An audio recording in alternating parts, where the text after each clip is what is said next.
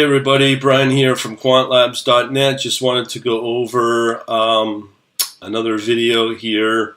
Here's the latest positions of the last number of days. We are dealing with October 10th. So right here, we started taking a few negative positions. This one, namely, right here.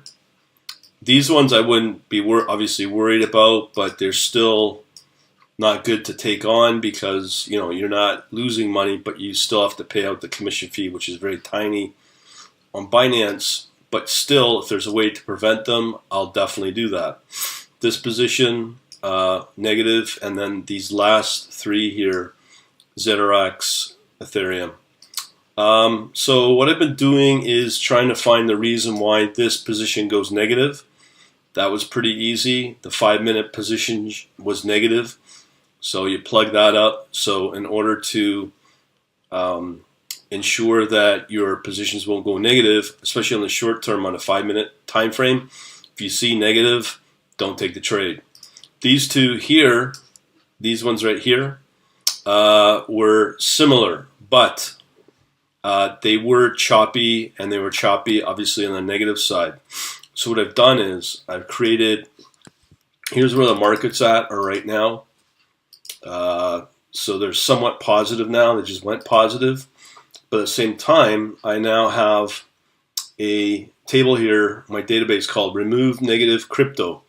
So my system goes through, it tracks what pairs are negative too many times, and it'll remove them from the watch list. So here we can see a list since October 9th, and today's the 10th, which ones have gone negative.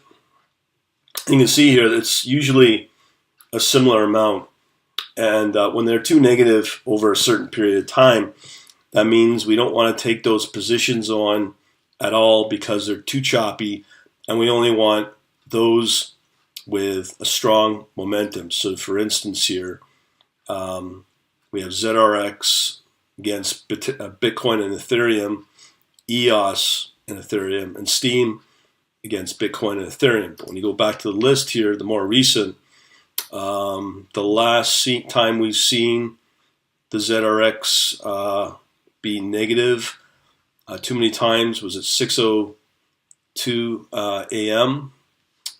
And then you can clearly see it's tracking right now on the watch list, so the risk is pretty positive.